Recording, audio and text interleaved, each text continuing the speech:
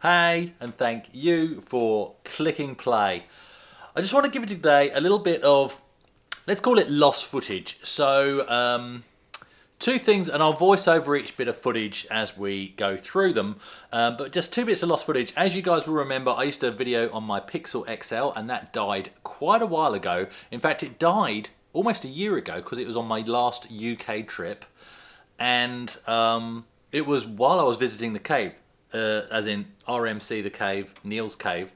And so Neil very kindly, for that visit, he gave me some footage. So the interview was actually filmed on my new Nokia, which fortunately I have with me as well.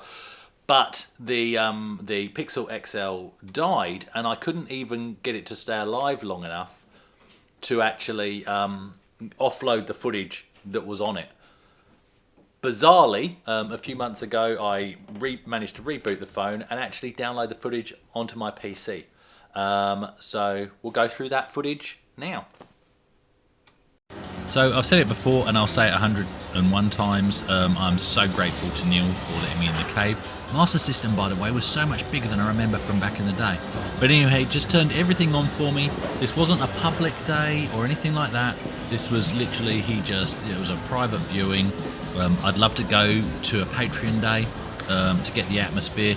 You can see all the machines lined up here. The place is stunning. If you're in the UK and you're into retro computing and gaming, you have to go to RMC The Cave. I'll put a link in the description to the Retro Collective where you can go. So yeah, just really grateful for Neil letting me go. You've seen other footage from the time I interviewed him. Had to go on Galaxians. I reckon I could have bashed the high score of the time, but I didn't. This is where you can buy stuff there. It reminds me, I need to donate. I promised him I would donate some. I need to donate a little bit of cash just to say thank you. Haven't done that yet. But yeah, it's just a stunning place. And this was just, you see shots and whatever. That's the prototype.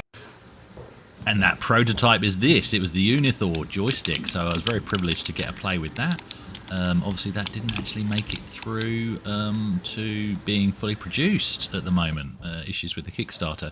So very privileged to even touch one now. This is the other end of the cave. I don't have footage of the fake shop, which was my favourite part. Had to get a bit of Elmo in there for Rich. Yep, just so grateful. And the next bit of footage we're going to look at, simply because it doesn't really fit anywhere else, and again, I'll voice over it as we look at it.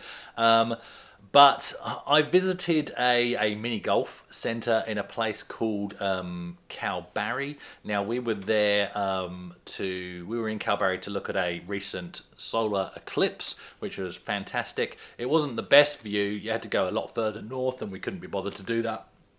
When I say further, I'm talking about another day's worth of travel.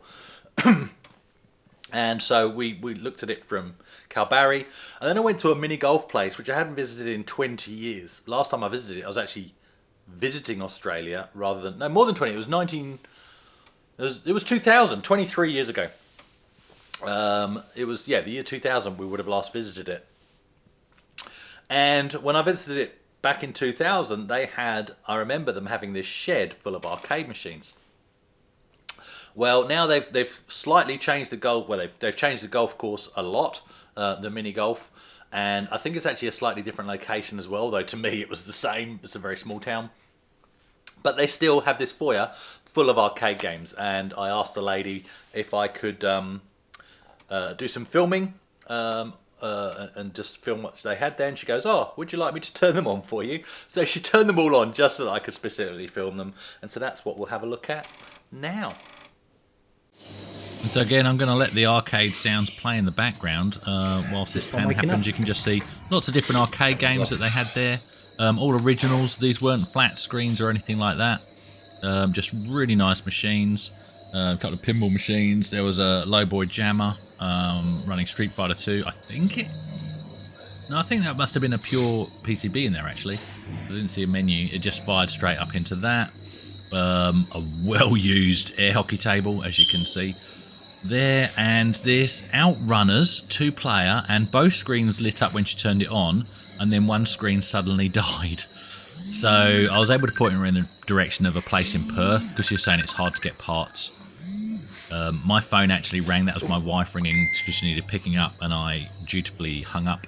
to finish filming because I'm filming on my phone. Yeah, just really cool. And then on the way back from Kalbarri, we actually stopped off at family in Dongra, and Chris, I've shown you his collection before, but he hadn't shown me these before. These lovely little Donkey Kong Jr. and Mario's Nintendo tabletop arcade games. So they were not something I'd seen before. Just a quick play. Very hard to get footage of these. You can hear them, but very hard to actually get any footage of screens, but you will see in a second. Do give it a go. Yeah, lovely little units. Carries on his collecting. There we go.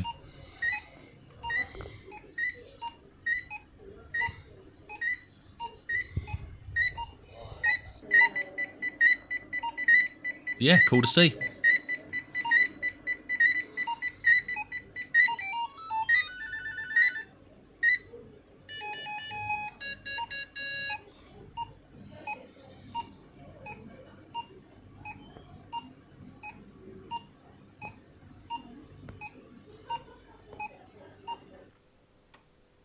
So there we go.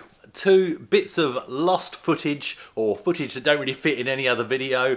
Fantastic. So obviously thanks to the guys up at the Mini Putt Centre up in Kalbarri, and also thank you once again to Neil, because it was great to hang out and just great for this footage to finally see the light of day. All right, thank you for watching.